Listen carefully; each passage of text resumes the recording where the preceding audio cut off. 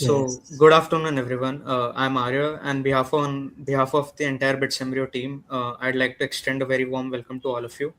So, for those joining us for the first time, BITS Embryo is a student team at BITS Pilani, through which we host conversations with distinguished personalities from various domains. The idea is simple: we want students to hear directly from people who have spent years pushing the boundaries of knowledge and building impactful technologies. Today's session, is one such opportunity, and we're delighted to have you all. We have all of you with us. It is my pleasure to welcome Professor Anantha Ramakrishna, professor in the Department of Physics at IIT Kanpur. So he is one of India's leading researchers in metamaterials and electromagnetic wave engineering, and most recently, he led the team that developed Analakshya. So that is the metamaterial surface cloaking system. Professor, thank you so much for joining us today. It is truly a pleasure to have you with us. Yeah, thank you, Arya. Thank you so much. I would just like to make one small correction to what you said. I have moved from IIT Kanpur now. I am right now Dean at, I have taken my retirement. I am a Dean at Geetham University right now. So, Okay, okay. Dean of Science at Geetham University. Oh, That that's apart, wonderful. thank you so much for having me over here. This is something that we've been planning for more than a year, I think. And Yeah, things yeah. kept slipping. So, but finally here we are together and so on. So, usually in such talks, I believe if I just make a technical presentation, it would not really serve the purpose. So, Okay. I will make a small presentation, but it will be kind of non-technical. But at the same Sure, sir. time, I would encourage interaction. This you said this would be an interaction, not a lecture. So it's not a lecture; Yeah, yeah. it's an interaction. I would love to listen to students and any other participants here, and talk to you about questions that arise. All right. So let me Sure. start off by giving a presentation, a quick presentation maybe, and.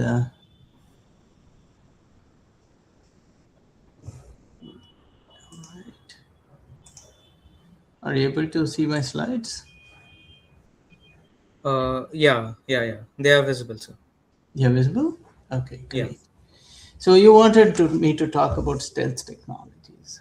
So, I will talk about stealth technologies and what it is, how I got into it, and so on. I have done multiple things. First was I worked for a while on experiments in Department of Atomic Energy at the beginning of my career. Then I realized I had huge gaps in my knowledge, so I went on to do a PhD in theoretical physics.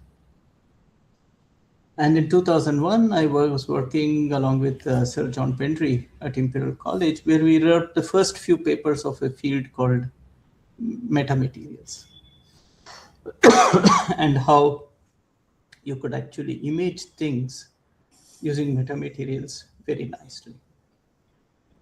So metamaterials are, composite objects whose properties you can mold through the structure of those objects. You put in a lot of identical objects. Those objects have, when they interact with a wave, be it an electromagnetic wave or an acoustic wave or whatever, they have resonances depending on the shape and the size of those objects. So at those frequencies, they kind of give you very strange properties where they are resonant. Now this happens everywhere. Actually, I'll give you an example. If you just take a piece of glass, you don't see the molecules of glass with visible light because the wavelength is too large. I mean, molecule of glass, SiO2, is like a couple of angstroms, one and a half angstroms or so in size. But then your wavelength is several hundred nanometers, about 10,000 times larger. But still, when the resonance happens, you see sharp absorptions, peaks. You see many things happen. So the same principle is used in metamaterials, where you take macroscopically or microscopically or nanoscopic objects, put them together, and you interact with light of much larger wavelengths.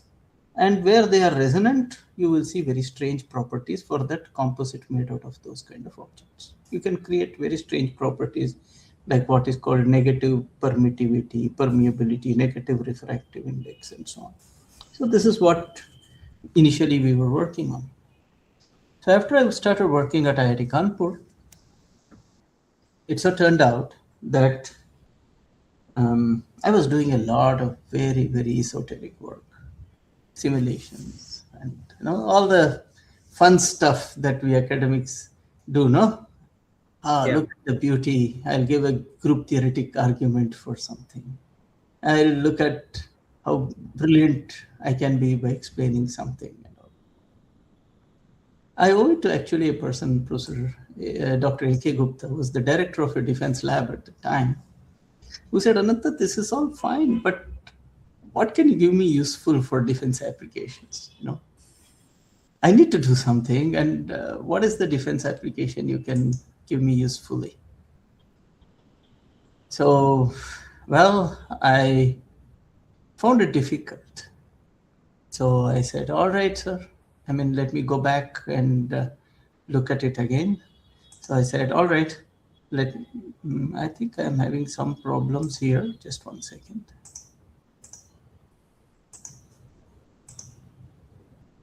I need to minimize this.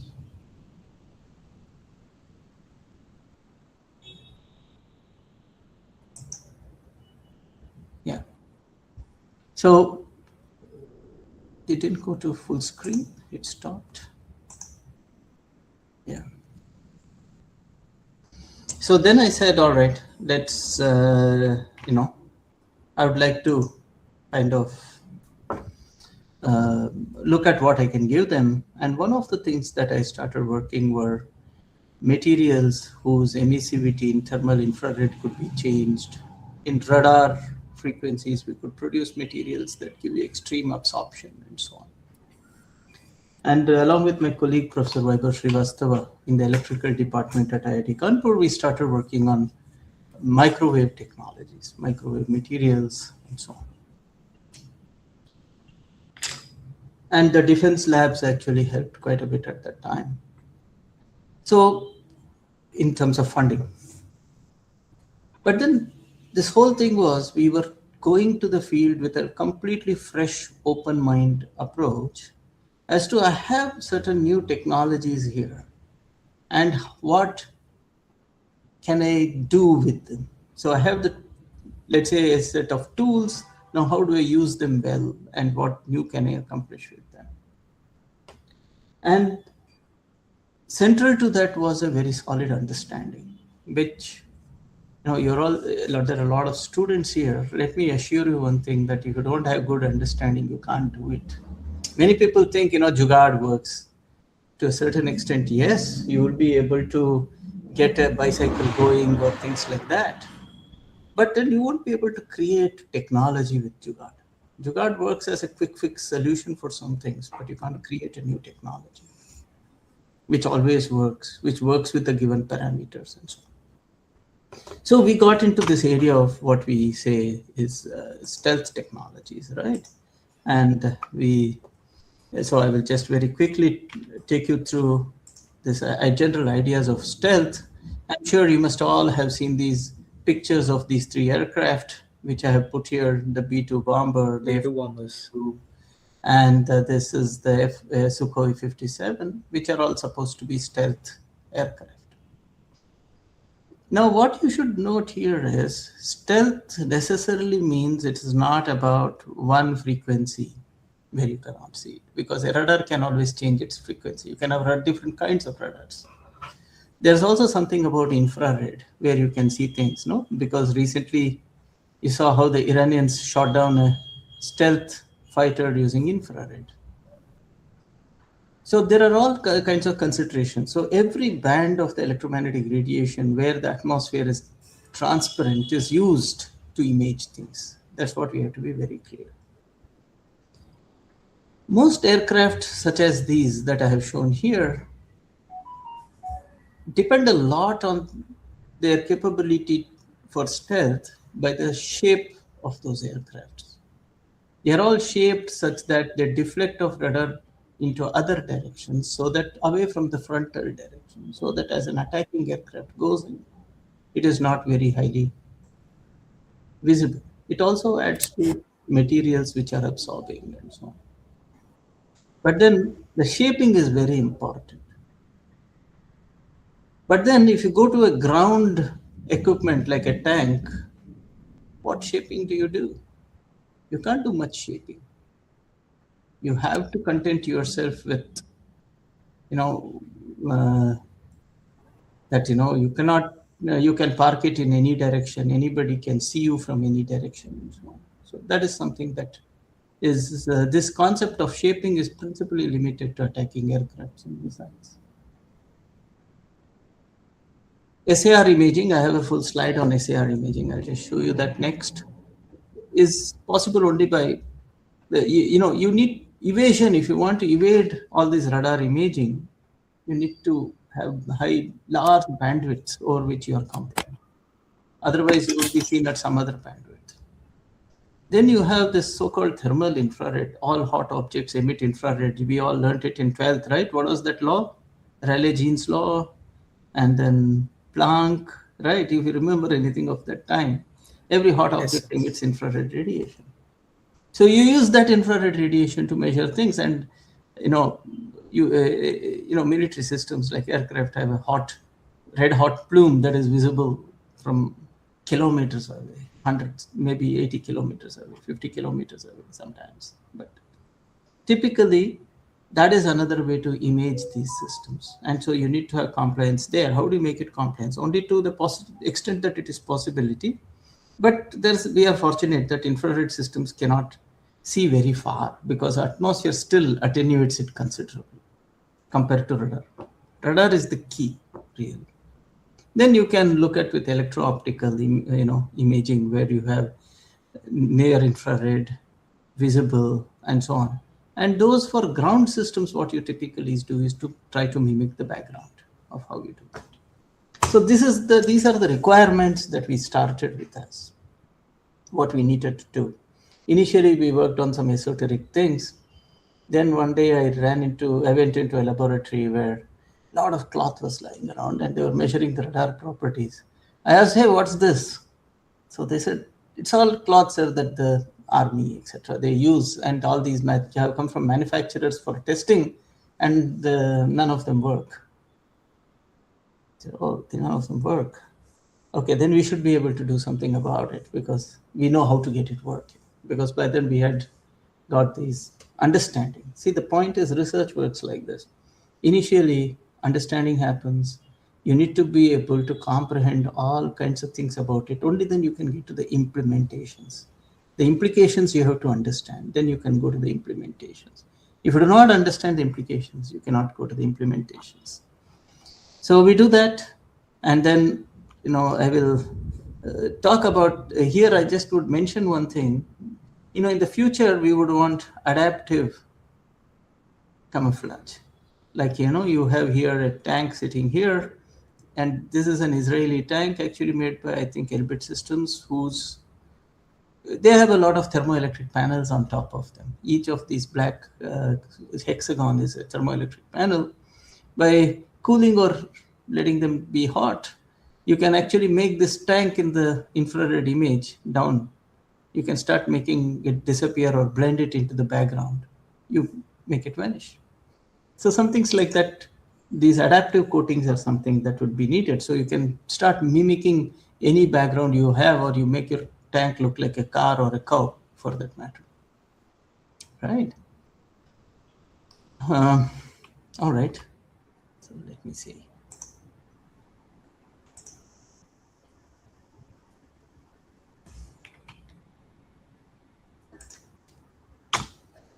So let me explain to you this most powerful technique called synthetic aperture radar. The electrical engineers in the audience might know about this. And this is something which actually beats most of the systems. And this is what is really the true difference in military imaging that happened from the 1980s to now. Things improved so much. So in synthetic aperture radar, what you do is, you can always image, right? You have an antenna, you throw out radar waves, you collect it back by your antenna, and then you can see if you can form an image by that. If you have multiple antenna elements, you can form an image. But then when you keep it as a physical object, the wavelength of radars is few centimeters. And then your antenna size comes in, because the resolution in delta theta is lambda divided by A. A is the aperture size. If the aperture size is small, then you cannot have very good delta theta. Delta theta needs to be very small for a fine resolution. So what happened was, people solved this problem by actually saying, okay, let my antenna move and I emit pulses. If you look at the schematic on the left hand side, you have an antenna that's moving on let's say a spacecraft, a satellite, and it is sending out pulses of light, and it lights up different portions, and it keeps going on. And as the antenna moves, this antenna is picking up the back returns in time, and it is actually putting things as according to the time of return. So you have the time of return, and that will also give a Doppler shift, by the way. So all those things you compute. So what you can do is, the point from which you emitted the radiation and the point at which you detected the radiation, now your antenna size has become that large. Your aperture size has become that large. You have been collecting radiation right along the way. So if your satellite is moving fast, which it is usually, your aperture becomes very large, which a physical aperture cannot be possible to give you those kind of resolution. So this is what is called a synthetic aperture. You create a synthetic aperture and you do a synthetic aperture radar imaging, and those images nowadays can be absolutely amazing. I have put some of them beside you here. You have at the top image of an airfield in Germany. At the bottom, you have a ship, which is the USS New Jersey, an American ship, which has been mapped out by a satellite image, the Japanese SAR image by a satellite. On the left, you have some other aircraft installation, a military airport, presumably. And look at this beauty, how beautiful it is. You can even, the imaging is so sensitive that you can even see the shadows of the aircraft. The shadow is not the shadow of the sun. It's not the normal shadow. It is the illuminating antenna is on their satellite, and you're actually seeing the shadow cast by the aircraft parts on the ground, because that part has less returns compared to the others. So this imaging has become so good. It is as good as optical, literally nowadays. And the good point about it is all weather. Clouds can't obscure you. Fog can't obscure you. Absence of sunlight, night cannot obscure you. It's all weather, day and night imaging with very little to obscure you. And this is what happened in Ukraine. Russia rushed in with a lot of tanks. The Americans had, or others, nobody knows who exactly gave them all the imagery, but this SAR imaging gave them exactly what is coming. And they knew exactly they could stop it. And that's what happened in the war. In the early part of the war, the Russians lost about 80 tanks or more to a bunch of just people armed with anti-tank missiles, and even their commanding officer, Major General, was actually killed, if I remember right. So this is how sensitive synthetic aperture radar is. So when I'm looking at ground systems, I need to be very careful, because as I said, you don't know which direction you will park, you don't know which direction you will look at. So here are some images of a tank. This is an experiment in the laboratory actually, but yeah, it works pretty well. So if there's a tank on the ground, depending on the kind of angle the turret makes, etc., you have different images that pick up, and you can really reconstruct all of them. If you have a 360-degree angle integration across, you can actually get a full thing. But the point is, you have a strong reflection, which takes you to a very good point. So this is what we are faced with. So this is what you need to actually deal with. So what we made in the laboratory using all the research over so many years that we worked was we could come out with these textile-based covers made out of metamaterials, which are, with which you can cover anything. Here is an example of something that has been covered, and you could in the trials, no aircraft SAR could see it, no satellite SAR could see that. It was like there was nothing there in the image. So these are things that we actually developed, which was after I saw the cloths, we actually implemented our metamaterials onto the textiles. There's a paper and a patent at IIT Kanpur. So it's remember one thing, whenever you do something important, protect it with a patent. IPR protection is very important so that people don't copy. There are people who did try to copy, and we could actually rein them in by the IPR protection only. And the second thing is, it has broadband absorption capabilities. What does it do? It absorbs the radar waves that come in from a satellite. So no returns, no image. If you had signal, only then you can process it to get it from the noise. But if your signal is too weak, you can't process it. This has things that are far beyond the normal military SAR band frequencies. We can actually make it such that even against K-band frequencies where you have some missile seekers also, it will actually be invisible. And there are plasmonic nanoparticle-based coatings here, which actually reduce the thermal infrared signatures and compensate for solar loading. In the sun, you keep it, it gets hot. Then what do? You have to actually reduce it. And all Indian standard colors are all developed for the visible and NIR, near infrared, matching with the background. So this is a product that is there, that's under manufacture. There is some first order is being completed, I think. And this is a company called Metatattva Systems Limited, who have taken the technology transfer from IIT Kanpur, and they are producing it now. We have handled them quite a bit. And that is very important in technology development. Don't think you can give it to a company and they can just do it. You have to handhold them for a considerable period of time to actually manage to get the production off the block very nicely. Now,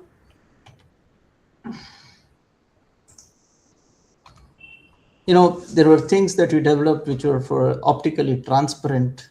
And here is an image of the optically transparent one here, where you can see this, and the absorption is more than 90% across the entire relevant radar bands. And here again, there are some suggestions we are using for where you can use it. We actually used it in our trials. On the top right corner, we actually did some work with actual imaging and so on of a vehicle.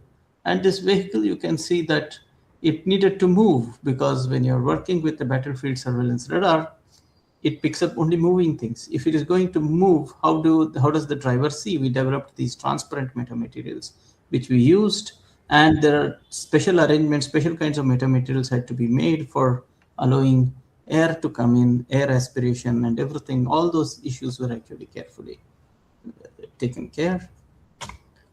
Then here is an example of how we had developed certain advanced thermal obscurity systems. Here is my student standing on the left-hand side. Can you see him? Yeah. Yeah, and this is a thermal camera through which we are imaging him. There's a video on this in Aaj Tak that is available. You can actually go and look at that video.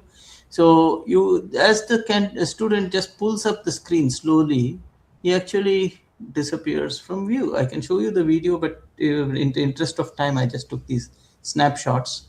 And I said, look, at the end of it, he's not visible in the thermal camera at the bottom, at the picture at the bottom. So this is like Harry Potter's cloak for the infrared. And in this case, it is a plastic sheet on which the metamaterials were developed. and they were all transparent conducting oxides. So that's why you can't see them, but they are there. But I could make such things out of other materials, relevant materials, or the same materials, and put it on. I have been able to do it on any cloth, actually. So we can do almost any kind of cloth. So here is an example of the kind of reduction in the infrared emissivity that we can do with many kinds of metamaterials. We can make them switchable. We can make them many things. There are nowadays this whole idea of electrically controlled colored fabrics that are coming up. So you can actually have a shirt that looks blue and green, and as you move through, let's say, a different area, it can look brown and gray. So such using electrochromic pigments and embedded electrodes, people have started looking at actually cloth which you can switch their color as you go on. And these are some of the important things that happen in the future is going to be completely about adaptive and reconfigurable metamaterials only. Okay, so I think I'd just like to thank you for your attention. Thank you. Yeah, so that was a nice presentation, sir. Really, SAR imaging was something that was new to me also, because we all are, entering into our second years. So I have one question to start with, and we'll go as we speak. So one thing that struck me while reading about Analakshya was the sheer timeline that was involved. So this is kind of a non-technical question. As researchers, how do you stay motivated through such long projects where success isn't immediately visible? See, if you truly think about it, this product Analakshya came out of our research since about 2010, 2012. Because at that time we were at the beginning of the field. Willy Padilla, who is a good friend of mine at Boston College, he'd first developed one absorber which gave about 50 megahertz of bandwidth. Obviously, that's pretty much useless for these kind of applications. But then, we had to spend several years from 2012 to about 2015. Particularly, my colleague Professor Vaibhav Srivastava spent a lot of time figuring out how you can make it broadband. But then, so it does take time to understand if you're going from a fundamental perspective. But the nice thing is you keep on doing interesting things. Every time you're trying out something new, something interesting happens, then you publish it. Your students are happy, you are happy. We published a nice paper, and in fact, those works have got pretty popular. A lot of people started citing it and talking about it. And by 2016, we were looking for actually materials, which is something I understand pretty well. And so we moved into alternative materials from circuits, electrical circuits in the metamaterials. We started using alternative materials to create those circuits. And from then, every time you do something very interesting with a new kind of material for a new manifestation, new implementation. So that was an ongoing process of academic learning that happened for about, I would say, 6-7 years. And once that was completed, we understood the system inside out, then we could move into implementations. Okay. That was not the frustrating part. The frustrating part happens later. The first, when you are doing a technology development, going from proof of concept, from a basic idea to a prototype, laboratory prototype, and so on, that is the very interesting part for students and teachers. Professors and students love that. But the real difficulty comes from when you start moving from a laboratory prototype into field demonstrations, into a production. Now, this is what I would say are called the TRL 4 to 8, 5 to 8 technology readiness levels. If you define it, if you start moving from 4 onwards, multiple things happen. A, it's expensive because you need to scale up. Most things need to be scaled up. You need to do it again and again. Reproducibility, expense, production prototypes. To get to a production prototype, that takes time. It is frustrating because you may not find people with the money You may not get funding. You may not be able to do it inside your institutions within your limited capabilities and so on. So there you really need to work with the industry, and industry should be interested in investing, and the end users have to be there. In defense technologies, it becomes very annoying because you only have one customer. Hmm. So you are actually hostage to that customer. Of course, today the world is opening up. You can go to other countries and sell it, which is good. But their timelines are very different, and that can be very, very frustrating. But overall, in this particular case, we have recently made nice progress.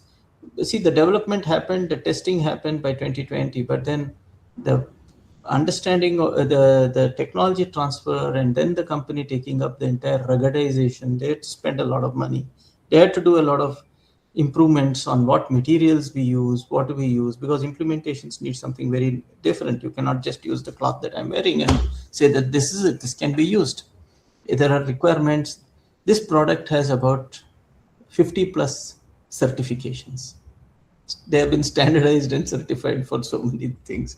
I mean, I'll give you examples. The certifications are not just about radar and infrared. You need to be compliant with, let's say, fire resistance, flame proof, water resistance, fungal, non-fungal growth. It should not have volatile organic compounds coming out.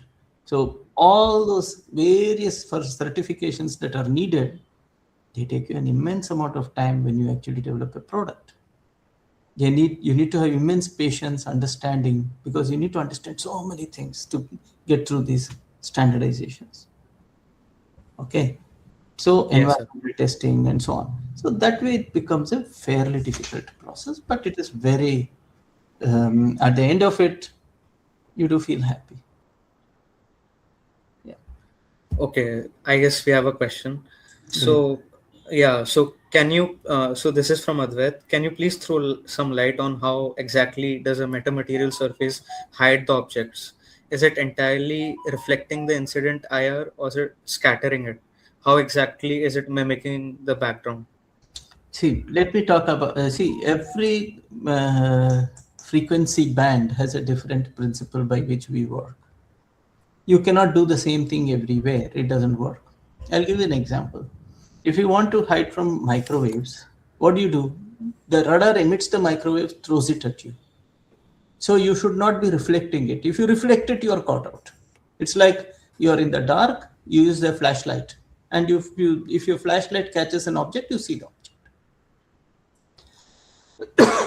But if you don't have a flashlight, you cannot see the object. So the object should not reflect the flashlight, then you will not see it. You may see the shadow of the object, but you may not see the object if you have a flashlight.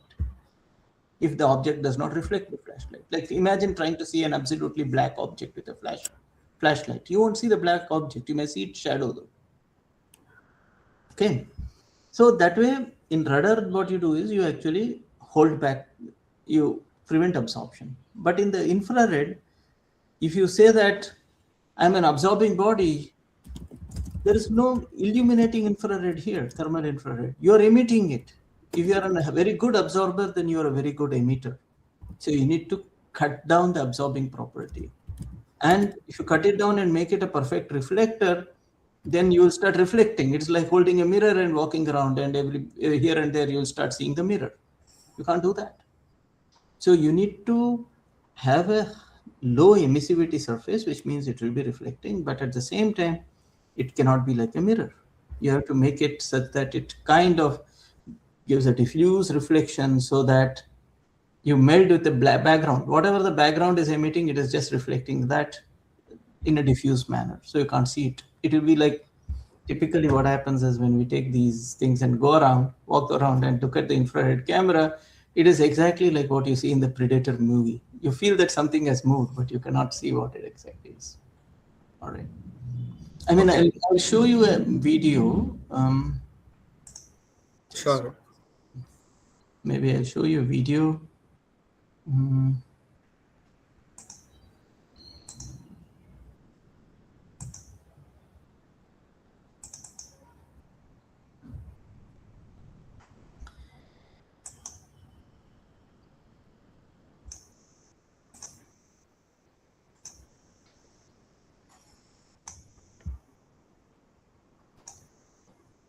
So what happens when you use this? This was actually done in some place, an example of our cloak.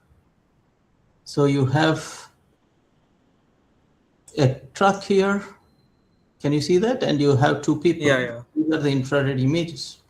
So when you use my cloak, what happens?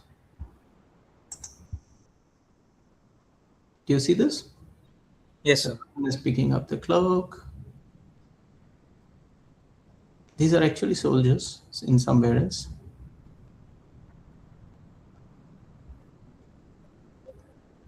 He's wearing his cloak.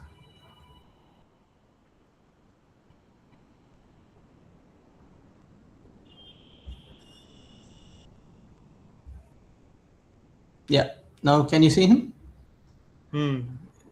It's not visible. Yeah. He's more or less melded into the background.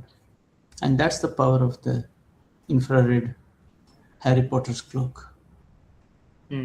Yeah, that truly gave Harry Potter vibes. So I hope Advait's question is answered. So so we'll move on. So Yeah. you mentioned that it was such a big project, and the army man gave you the project. So, and it was quite frustrating at the end when their timelines are different. So what did it mean to you personally when Analakshya reached the stage where it was unveiled publicly in 2024 and began moving towards real world deployment? See, for me, it was very exciting to see science in action. You see, one thing that I can tell you is most scientists who work in laboratories, or maybe even professors in most places, they say they do great science. Great, but ask them to put their money on it, they won't, because I feel that at some point they don't actually believe in the science they do. Okay, if you truly believe in the science you do, you know that it works in your experiment, it works in your lab, it works in the field, it works in the implementation, and if you do it properly, it will work anywhere. So that subscription of believing a good science is something that I felt vindicated at the point when we launched the Analakshya. That was in November 2024. Now I have a question from Krish Desai. Should I address that? Yeah, sure. Most of the simulations in COMSOL are based on ideal conditions. How do you account for and test in real life scenarios? How do you procure these materials? Which lab in India manufacture these prototypes? Okay, the first part is, yes, you model them using COMSOL or any other electromagnetic simulations, your own home code, whatever you do. When you model them, you actually utilize material parameters. And the more accurate the material parameters you use, the better the results become. They become very, very close if you use the material parameters very accurately. You see, we are only simulating Maxwell's equations. We are not doing any changes to Maxwell's equations, and we are absolutely certain that Maxwell's equations works for all of this. All right. So we have no doubt about it. So the simulations are pretty accurate nowadays. They definitely work. The only real limitation is you may not be putting the correct material parameters in most of the cases. The second issue that comes about is how accurate and how good is your manufacture. That are you really manufacturing in your samples what you simulated, and are you measuring those? That is the second thing that you should very carefully look at. And if you're doing that, then you're closer to the answer. Almost always, when you do a good simulation and if you make a good sample, I found that typically answers match within about 10%, almost always. If you only, when the samples are not good or your material parameters are not known, which happens a lot, particularly in the infrared, then there are significant deviations from the simulations and the experimental results.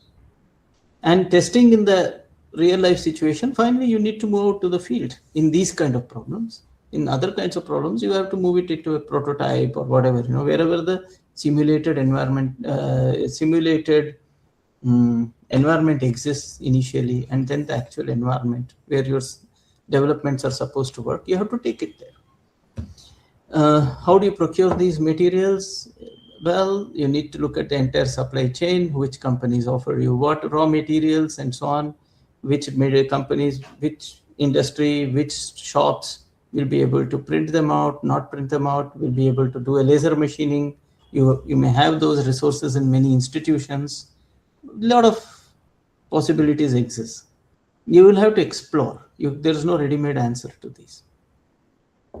Establishing a supply chain is one of the most important challenges in establishing in creating a new product. You can create a product, but if you're not able to establish a reliable supply chain for the materials that you use in the product, your product usually dies. Okay, Krish, is your question answered? Hey guys, you can all switch on your videos, or do we not have enough bandwidth? Oh, okay, so he's replied. Yeah, so we'll move on to the next question. This is from Vyom Tatke. So can you please share some challenges that one faces while scaling lab results in a project such as this into real world projects? You need the industry, you need the end user. I was lucky. I got some end user, I should say. I mean, we had actually given up on this product. We had put it into a cupboard and locked it. And we take out the patent, we published it, and we locked it in a cupboard, and we didn't bother about it. Somebody came, some services officer came on another visit for some other purpose, and we were talking about this. Guy says, "This is what I've been looking for my entire life." And then, so you need a stroke of luck. You need the end users to be on with you. Otherwise, we couldn't have measured many of the things here. We needed an industry to come on and take on the challenge. That industry needed to have the bandwidth. See, in most cases, what happens is the industry is not competent to take on many of the new technologies that you generate. And that may not be their priority either, even if they have the competence. So getting it as a priority, that works better with startups because they don't have much else to do. Like if you walk into L&T or Mahindra, they have so many things to do already, right? So they may not be particularly interested in taking this up because they have to meet their quarterly targets. That's more important than generating a new technology. I faced this problem with very big companies. They don't want to take new technologies because they don't have the time or the bandwidth for taking it up. Startups and smaller companies can be very good to launch new products, provided they have the financial muscle to pull it through. And also they should be competent to take on your technology and should understand the ecosystem in which they have to work. Provided that is there, I have no doubts that it can be done. But there are actually good companies. In fact, there's a company who's right now working on similar things called Big Bang Boom Technologies. I think somebody from there also I saw here. So, yeah, I mean, various possibilities are there. Yeah. You need a stroke of luck. You need to look for end users. You need to look for the correct industry. It takes time. It takes effort. It takes patience. Okay, so I hope Vyom's question was answered. Sir, we have our very own professor from BITS, Rishikesh Vaidya, sir. Rishikesh, sir, you can go ahead. Hello, hi, Professor Anantha Ramakrishna, Rishikesh here from the Physics Department. It's great to see you here. So when Embryo told me about your talk yesterday, I told them that I must absolutely log in and listen to you. It's a pleasure, sir, to listen to you again. I remember we visited BITS Pilani, I think, quite long ago and have attended your talk in person. This was, I think, 12, 13, 14. Yeah, around 2010 or 2012. Yes. Okay, I'll tell you. At that time, I think Vikram was still in BITS. Yes, Vikram. Yes. He was. I think you have come for some Viva also. I don't know. Maybe you just came to interact. actually don't remember what I came for, but I did have a student interaction and I gave a talk and had a student. Yes, I attended that talk, and I have very sweet and beautiful memories from the talk, and I absolutely enjoyed your presentation today.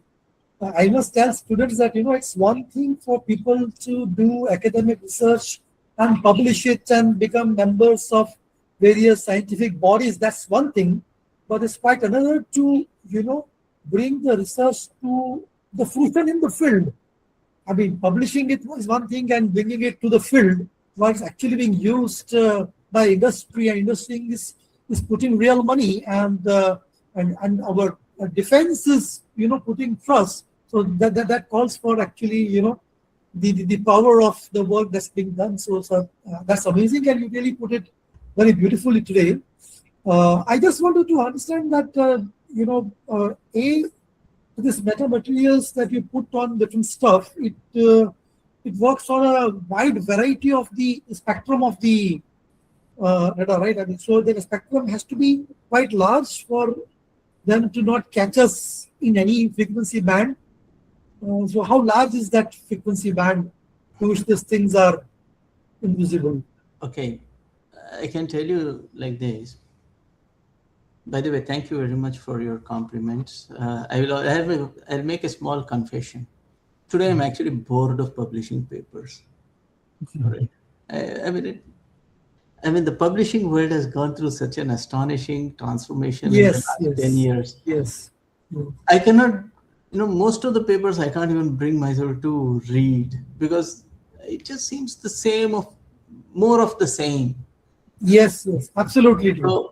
So I think what is academics, what is this publishing, and so on, that itself has undergone such a transformation. We need to start asking ourselves question: why bother to publish? It's almost coming down to that. Yes.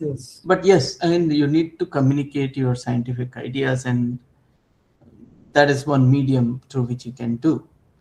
But today, let us face one thing, that most of the research that we do is not fundamental research. Right.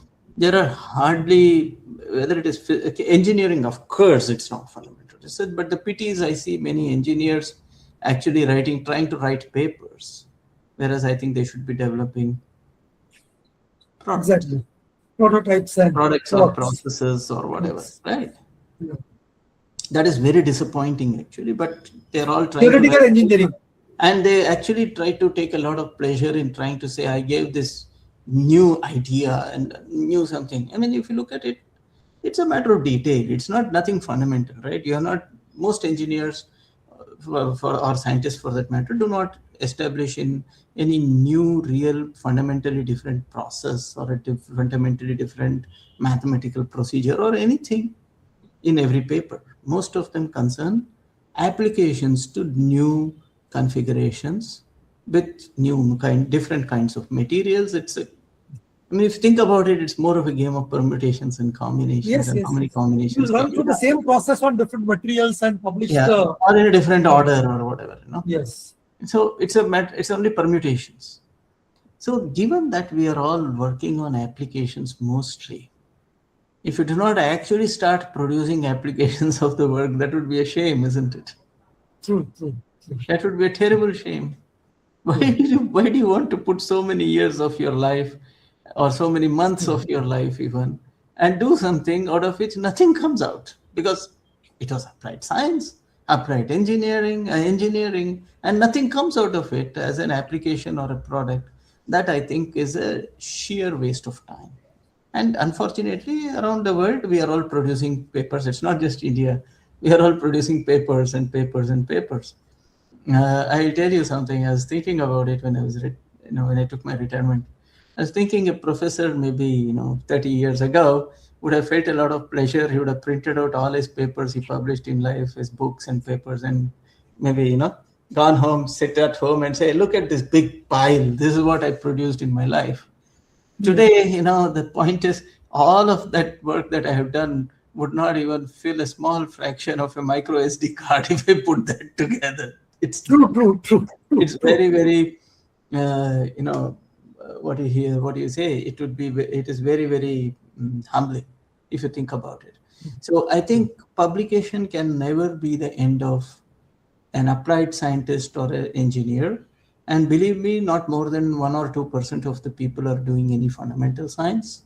I think we should, there are so many students. I actually want to tell them, look, let's be honest about it. If you're pretending that we are doing some fundamental science all the time and making a difference to the basic human knowledge, you are just fooling yourself.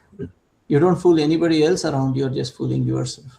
So the more honest and the more appropriate thing would be to actually start putting all of that into action and see if you can produce a product, a process or something, some application which actually, ends up being more intellectually stimulating. See, that's why I said in the beginning, I was pretending to do all kinds of esoteric stuff. But what was I doing eventually? I was just working out implications of Maxwell's equations, and Maxwell wrote down those equations when?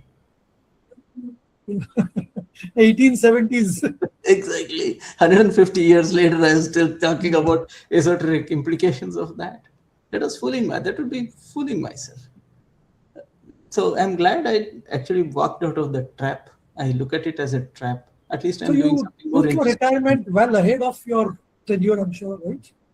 Yeah, because as I told you, I got bored of publishing papers. And, you need to do something else. After all, I did it for about 23 years. And I think more than that, if you include my PhD and time and so on, I'd done it for almost 30 years. Doing the same activity for 30 years bores you, doesn't it? When did you move to Gita? I moved only last year. Yeah. Okay.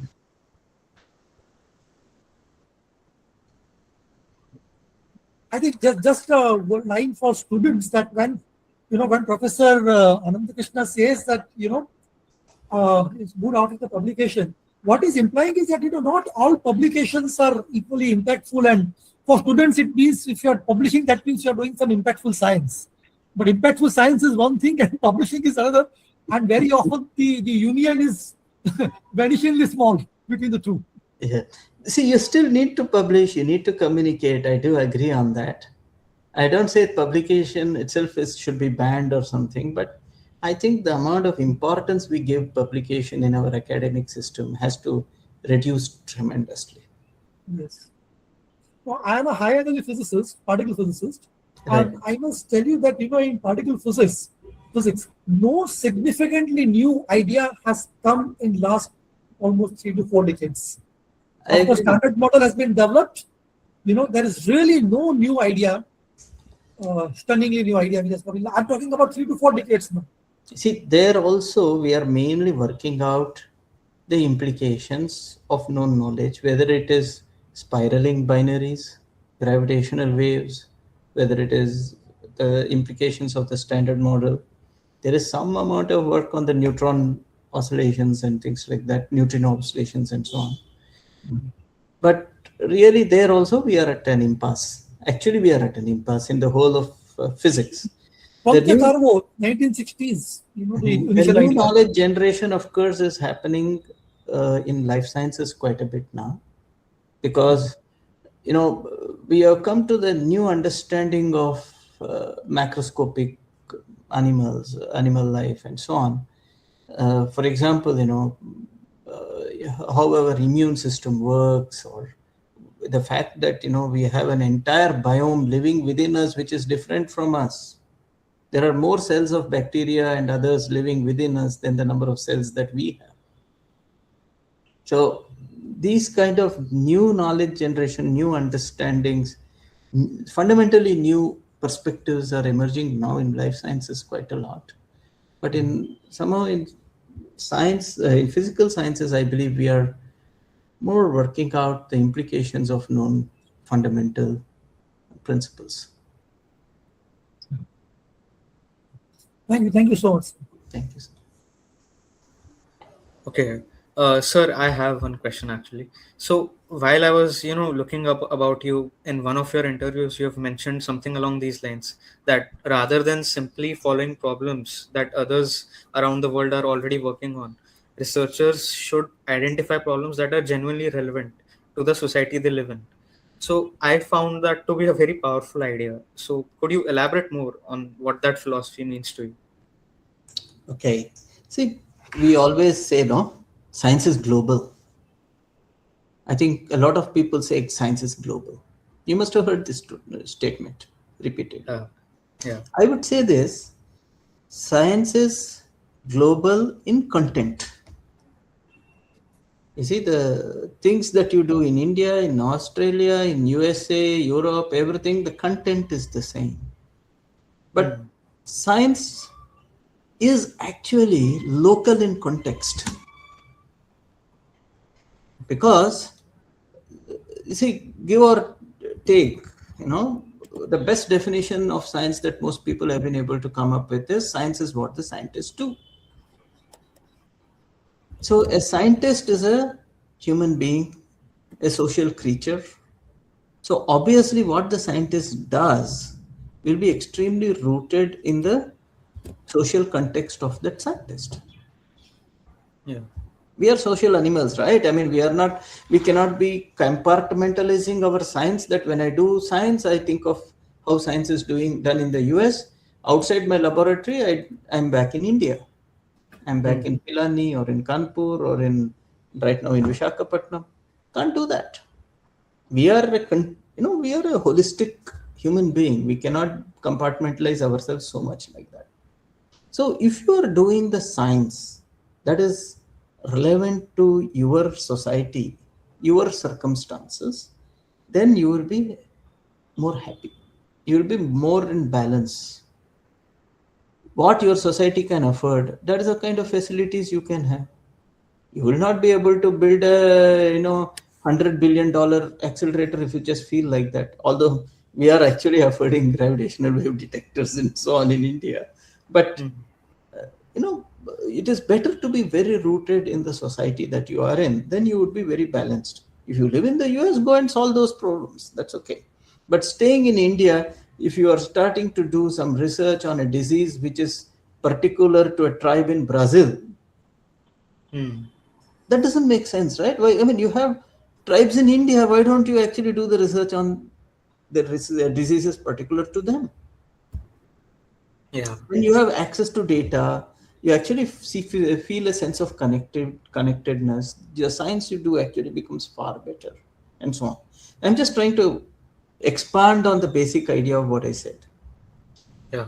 So what we are, a lot of the nation does is we are followers.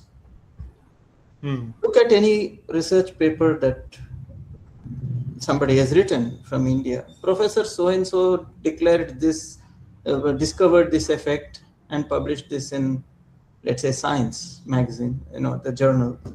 Yeah. US. Then Professor so and so from Cambridge found a university, gave this explanation and published it in another fine journal, maybe Physical Review Letters. And hence I am changing epsilon from 0.1 to 0.12 and doing this study in India. Some parameter, right? And then I can explain this particular small little effect, so that small little kink in the graph that they didn't bother to explain. So these become the kind of things that we start doing, and that is not excellent science actually. It's follower. You're a follower. So if you want to be a leader, what you need to do, you need to pick up problems, your own problems, and use science to develop it. And believe it, when you pick up your own problems in India and do good science on it, it is interesting to everybody, including the scientists in Europe and America. But if your entire objective is to somehow first get to America and Europe, it doesn't work. It's a different paradigm. This is a different paradigm. Okay, that was wonderful to hear. So I have another question. So you mentioned all of what was your research about Analakshya and all of this. So what is one problem which continues to excite you about research today in the same way it did when you first entered this field? Yeah, see, recently I have started working on the idea of radiative cooling. Okay. In fact, I've been working on it for a few years now, but I stopped it when I moved from IIT Kanpur. I went as director to a CSIR laboratory. I was there for a few years. Hmm. During that period, I stopped it. So the idea that is there is, can your rooftops, can your materials actually emit infrared very strongly while not being absorbing the sunlight so much, Hmm. so that they can actually cool, let's say, the buildings, they can cool sheds, they can cool stuff without actually utilizing any cooling equipment. These are rooftop radiative cooling systems. So for that, what kind of materials, what kind of optical effects are there, and so on. That was something I was investigating. We did find a very, very good candidate for it at IIT Kanpur. Before I left, we published it. Now we are actually looking into maybe possibly applying that material on large scales and doing experiments and so on.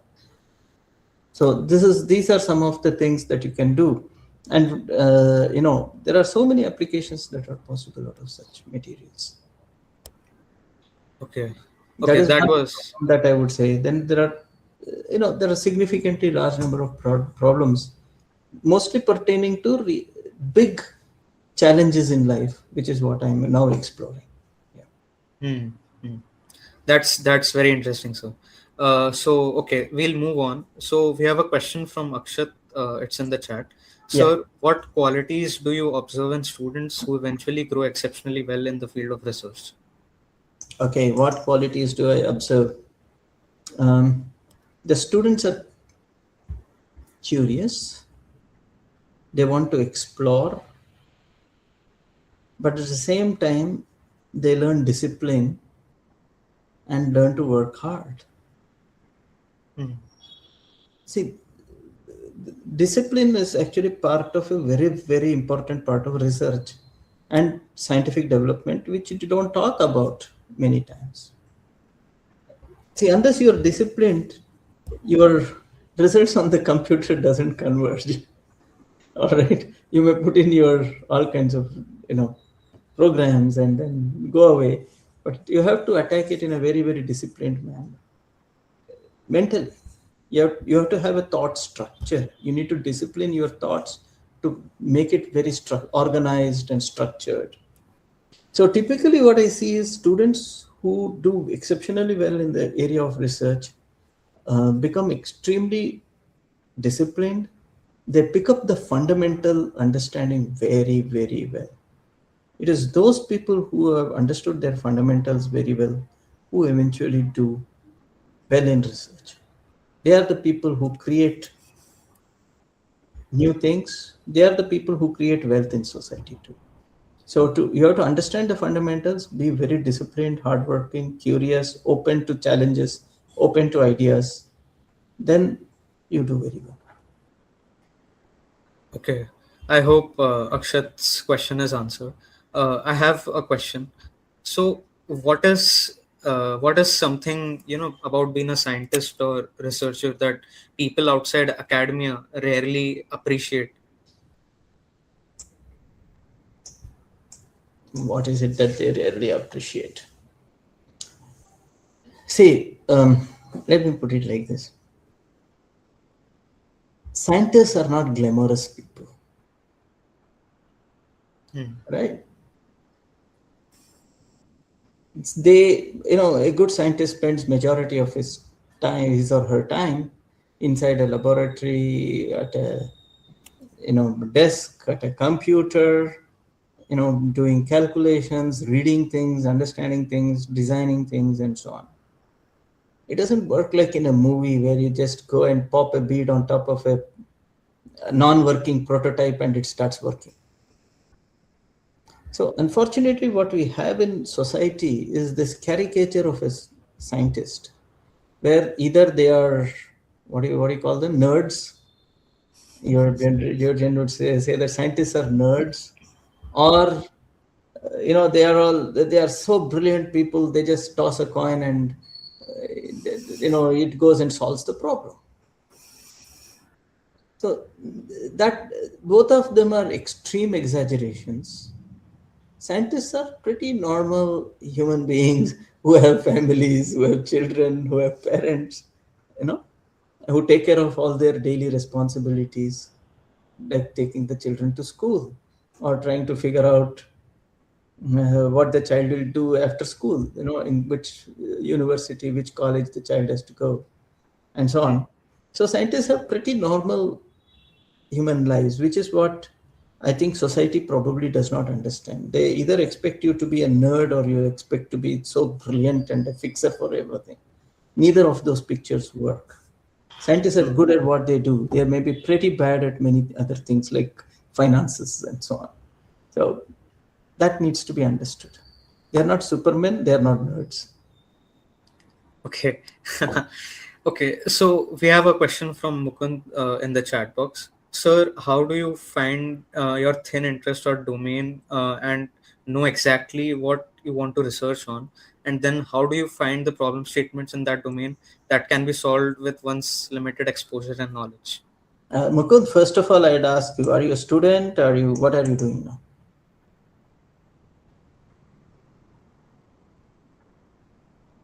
Can you answer? So he is a student. He's a student. Yeah. It is precisely for this purpose, during a PhD, you have something called a supervisor. Okay. Okay. So, all right. You never decide that kind of a very thin interest or domain and know exactly what you're doing. If you knew exactly what you are doing the research on, you wouldn't need to do the research because it would already be known. So what you typically do is you work with a supervisor and you choose a supervisor I think you should choose a supervisor based on two important facts. A, the supervisor should be a good human being, should be a kind person. And B, the supervisor should be a good scientist working on topics that you are interested in.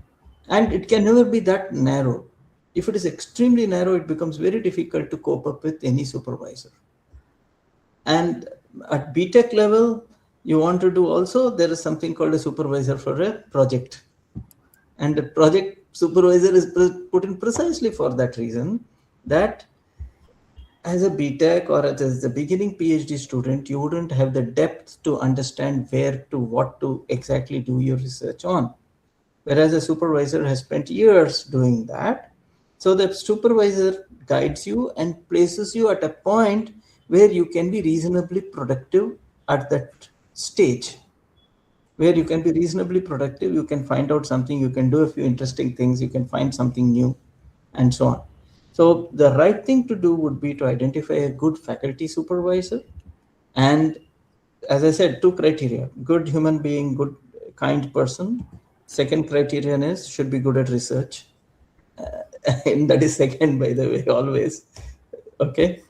Good, you should be a good researcher and should be working on some topics that interest you. Together you discuss out and figure out where to pitch it in. It needs experience to do that.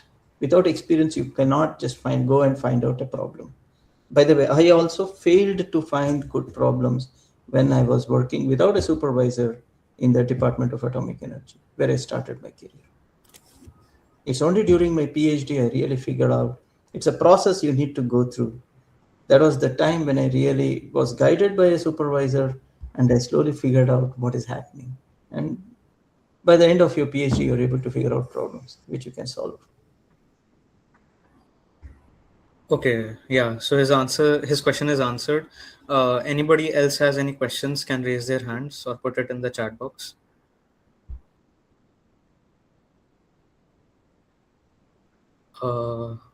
Okay, I guess that's it. Professor, this has been a truly fascinating conversation. We had the opportunity to learn not just about Analakshya but also SAR imaging. That was really insightful. So as we come to the end of today's session, I'd once again like to thank you for joining us today. I'd also like to thank everyone who interacted with the professor. So we hope today's discussion inspires each of us to stay curious, ask better questions, and pursue problems that truly matter. Thank you all once again, and we look forward to welcoming you to another BITS Embryo session very soon. Thank you. Thank you all. Have good fun. Bye.